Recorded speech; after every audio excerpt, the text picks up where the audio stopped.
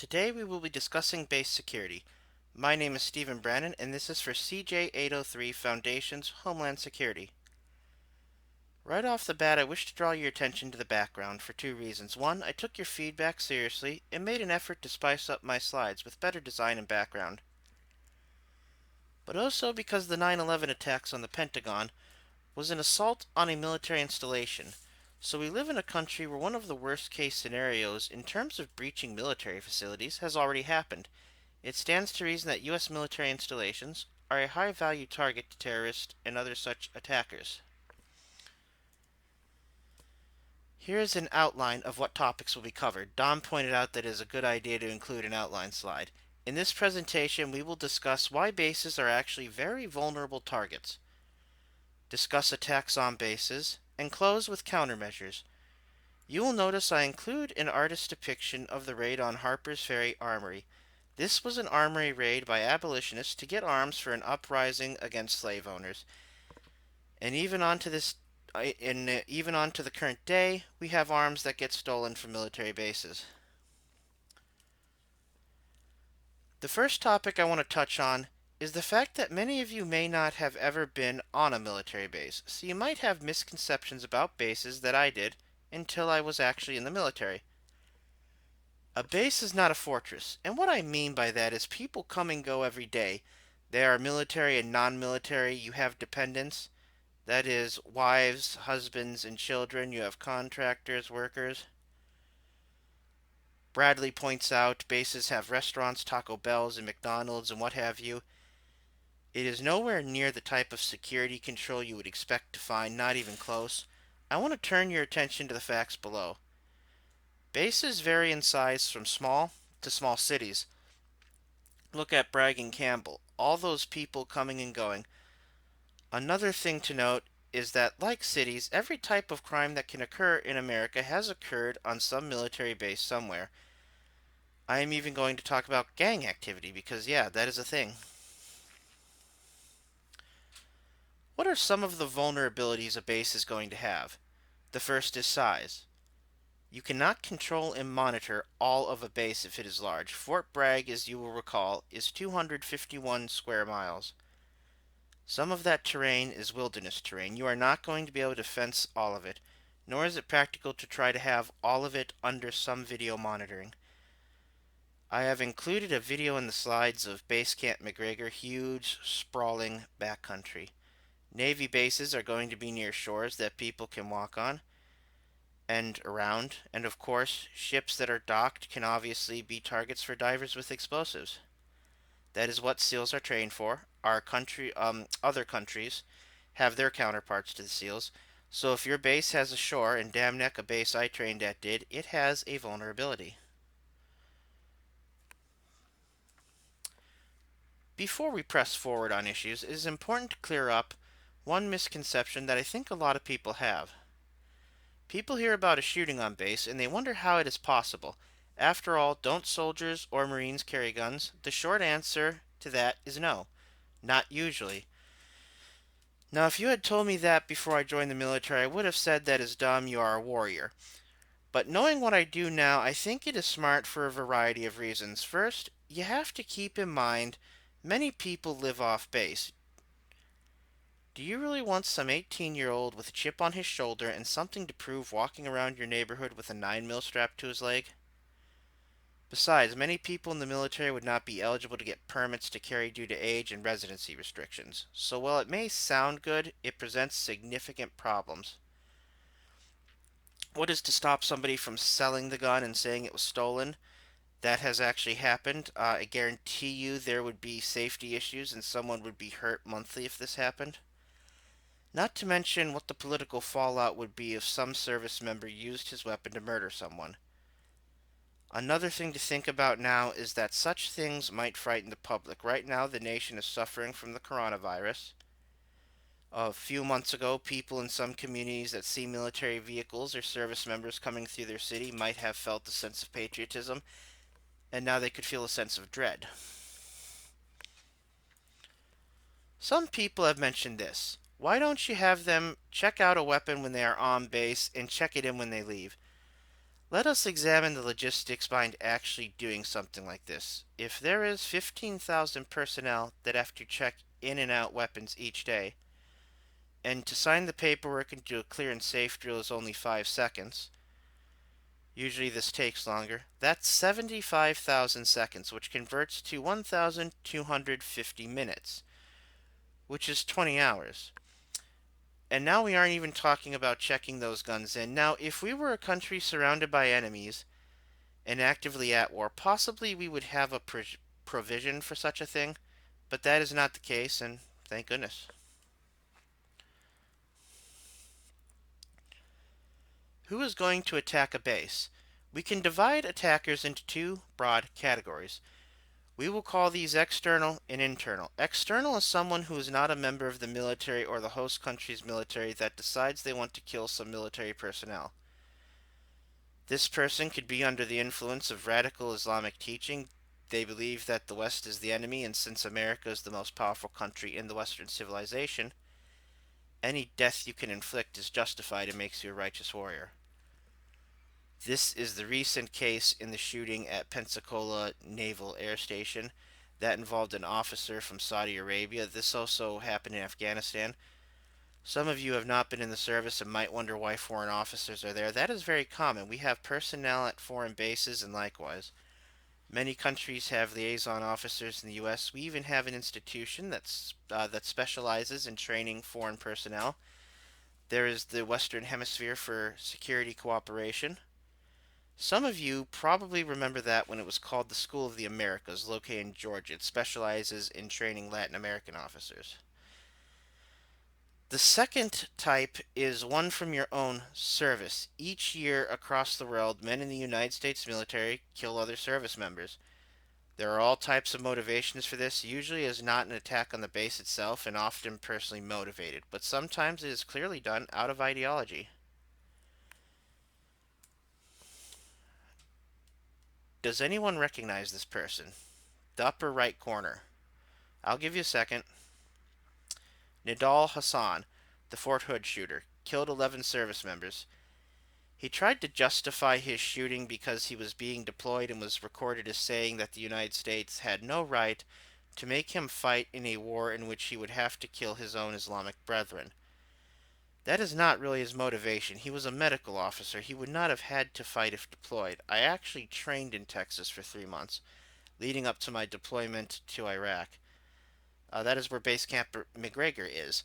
It is a satellite training ground for Fort Bliss, Texas. You may have noticed that from my original presentation, I have made the picture of this traitor small because he is. What motivates someone to try to breach a military installation's security? When you look at incidents, there seems to be two overriding categories of motivation. The first is material. Bases have weapons, weapons that criminals would love to have. Firearms, explosives, you name it, it is on military installations. Then there's material itself. Some contractors are dishonest and will try to steal materials, and yes, even the military has to deal with scrappers. Fraud is another thing as well. Diverting supplies from military to civilian retailers is an actual thing that happens. The other is information. This is a security issue. Oftentimes, to get information, people are not going to try to breach the base itself, although it has probably happened. There are people from other militaries and spy agencies close to the base monitoring it. Usually done covertly, such as trying to find paper and taking photographs or listening devices. But sometimes overtly. You have those incidents when you exit a base and someone with a clear accent just starts asking questions right off the bat. If you are in the service, it will happen and you will be amazed. Ask yourself this question: do you think America is monitoring foreign bases for indicators of activity? Yes, right? So it stands to reason they are monitoring us. The second is ideological or emotional. This is a person acting out maliciously to murder base personnel and they don't have a material motivation. I more or less group them as being driven by ideology or emotion. In many cases, they are one and the same. The Fort Hood shooter falls into this category, but attacks to military personnel can also be done for emotional reasons that are not tied to ideology. This is the sad case when a staff sergeant was murdered because he uncovered some SEALs engaging in fraud. This fraud is where the SEALs claimed they needed funding for sources and informants but kept the money. The SEALs killed him thinking that would end the investigation. It did not, obviously.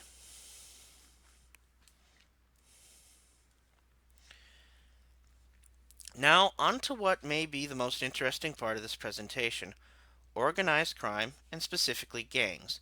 Gang members have tried to join the military. Becoming an infantryman is like a PhD in violence. You learn how to handle weapons and tactics. You can also get training as a breacher. That is essentially someone who is trained to break into buildings. Someone in my boot camp was kicked out because he was a member of a gang.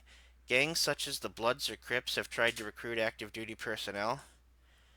Sergeant Juwan Johnson was beaten to death in Germany participating in a jump-in where someone is beaten into a gang, an initiation of sorts for the gangster disciples. A link to that story is below, so don't think that this is not real.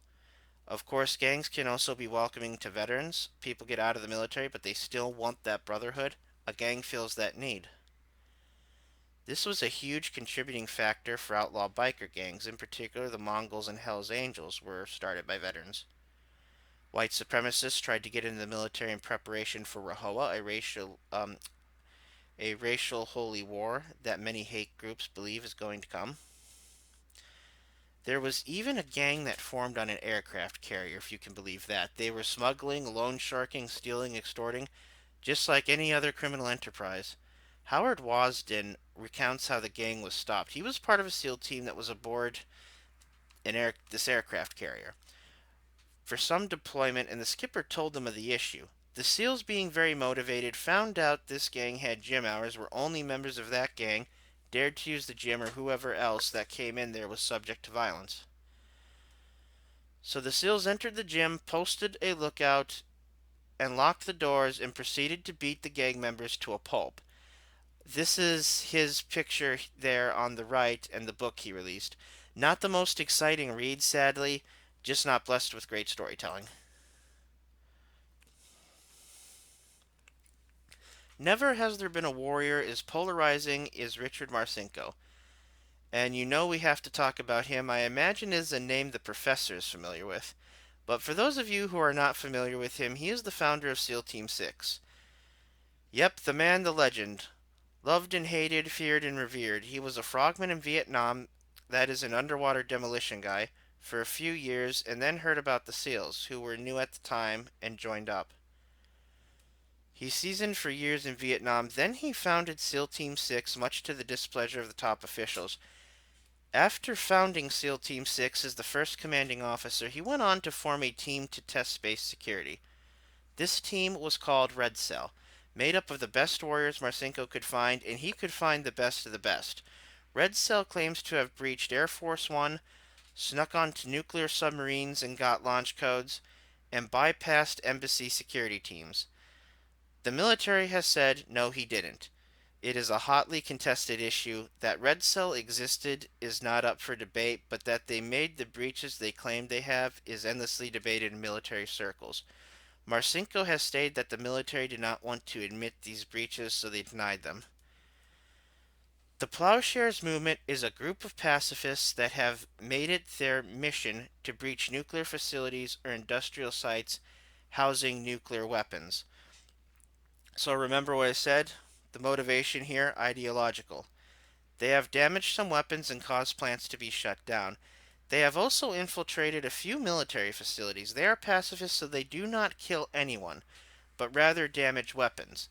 They have caused millions of dollars worth of damage, but the scary thing is that they have been successful on the breaching part. All the security these facilities have, and they are still being breached by these dedicated people who don't have these operative backgrounds at all. That is terrifying. And keep in mind that some of the people committing these breaches are elderly, so we can certainly infer that Marcinko could have pulled these breaches off. Many of the people in the contents section of the previous draft of this presentation had a lot of questions about the military police and criminal justice structure, especially Roman. After all, you cannot talk about base security without talking about MPs and whatnot. And for the most part, you are correct, but how to go about it was difficult, so I looked at the feedback and this helped me gauge what the average understanding and knowledge gaps of my audience might have been. First, let's discuss military police or MPs. In the military, depending on what branch you are in, your job is called a rate or military occupational specialty. Military occupational specialty is usually abbreviated MOS. But as you can see, every branch has a rate or MOS that is essentially a police officer. Now, what do they do? For the most part, MPs on a base do what police in your community do. They patrol and break up fights, pull over drunk drivers, they respond to bomb threats, patrol base housing areas. They sometimes stop people on base that they do not think are base personnel and make sure they are registered to be on base, and if they are with the person who checked them in. Do they do undercover work? Yes, and I will get into that in the next slide. Do you know what the busiest days for MPs are? This is a real thing. MPs have to work their hardest when the 1st or the 15th of the month falls on a Friday. In the military, you get paid twice a month, on the 1st and on the 15th, and when that happens on a Friday, you have a lot of young men doing some righteous partying, and who gets those knuckleheads into line? The MPs. The point I want to drive home is that base security, that is access control, counterintelligence, and whatnot, is not going to be a responsibility of most MPs in any branch. In fact, rarely have I ever seen it where the person who checks IDs as people go on base is an MP. I say rarely, but I don't ever remember seeing that. That is not to say they do not care about such things as intruders and operational security. It is just to say that is not their official posture or purpose. Now let's get into something you are really going to enjoy, I think. Every branch of the service has its unit that does investigations for felonies, organized and white-collar crime, as well as counterintelligence. You will notice NCIS is used for both the Navy and Marine Corps. The Marine Corps is not a standalone branch of the military, but rather it is part of the Department of the Navy.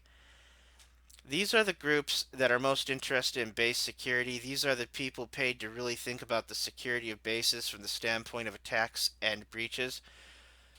Who makes up NCIS and the other organizations? Are they service members? Are they MPs? These agencies are made up of professionals who are currently serving in the United States military, veterans who have previously served and are now civilians, and civilian personnel who have never served in the military.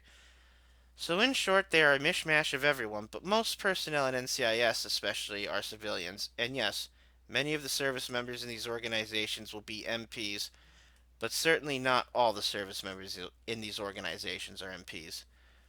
By no means. Each branch of the armed forces has its intelligence section that, while primarily suited to gathering information on rival militaries, I have no doubt a certain amount of their work involves threats on military bases. So now on to the juicy part about undercover work. How this is done in the United States military is really fascinating. The military might send someone undercover to investigate white collar crime, human trafficking, drug smuggling. When I was in, a prostitution ring got busted up. A commanding officer, for lack of a better word, was pimping out her subordinates, if you will.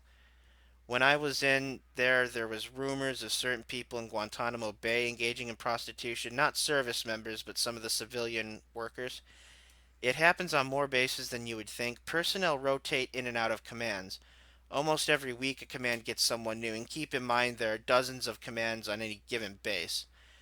A command that has red flags will eventually need new personnel, and the new person they get is actually working for one of these agencies. Some of the best positions to get them into is secretarial or administrative. They have access to the paperwork, even the commanding officers. Last thing I want to say is that if any of you who are graduating or thinking about becoming officers or being enlisted as MPs, go for it. Like Doc Frost says, you are a highly experienced and intelligent graduate class. Look, the years fly by, but all branches do have their age limits. I know many of you have thought about it. Transfer that thought into action. You know that one of the most difficult jobs in the United States military is? It's recruiter. And now, with the obesity epidemic and the normalization of marijuana, the pool of eligible recruits is far smaller than it was 2 decades ago. Your country does need you.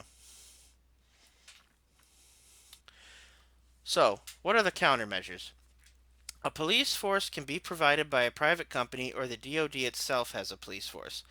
The Department of the Army Civilian Police is its official title. An officer with this force is responsible for stopping the 2009 Fort Hood shooter. This is a good force because it is staffed by professionals specializing in base security, rather than a service member just assigned to patrol. Fusion centers of various law enforcement agencies will have a member of the military in some cases, and that person's duty is to monitor threats to U.S. installations. What I have really hoped to accomplish in this presentation is to help people understand that far from unimaginable scenarios, U.S. bases constantly need to be wary of security issues. When it came to feedback on my presentation, there was no shortage of people who had suggested how to end the presentation, but they were very unimaginative. Most of you suggested some bland reference slides. But this is my last deliverable and probably the last presentation I give for purely academic purposes. A reference slide doesn't cut it. I have here a picture of Tikrit. This isn't my own picture. That is where I honed a lot of my intelligence gathering skills, and that was when I worked with JSOC. I remember it vividly. When I was searching through pictures of things related to the military, I noticed a disproportionate amount of pictures had the warrior facing away from the camera. I think part of that is psychological. It relates to the fact that the warrior is always trying to find a way forward. The person is also looking at a smoke cloud. The way forward in many cases is just that. It's unclear. Now, again, I'm part of an elite group, and that is the group of Americans who go forward and complete postgraduate studies. But more than that, most of you join this program because there are demons you still want to slay. Through the discussion forums, emails, and even some phone calls, I feel I have gotten to know some of you. Regardless of what state you live in or what time zone you logged in from, know you have a permanent place in my heart. If you are ever in Washtenaw County, Michigan, hit me up. Beers are on me. Today I looked at my first deliverable for Michigan State University. I wanted to see what the first word I said was. The class was CJ838, Terrorism. Professor Dr. Honoramo. God, I hope I didn't mispronounce that. That word was hello. Pretty simple word, and one you learn early and use often. So today I will end with a word that gets a bit harder to say as I get older.